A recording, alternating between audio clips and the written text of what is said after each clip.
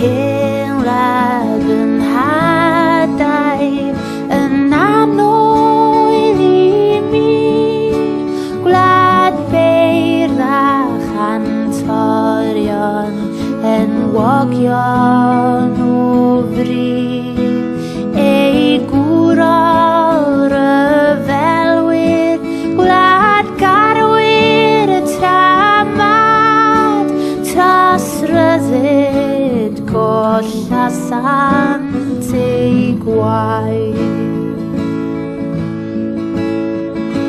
Gwlad, gwlad bleidiol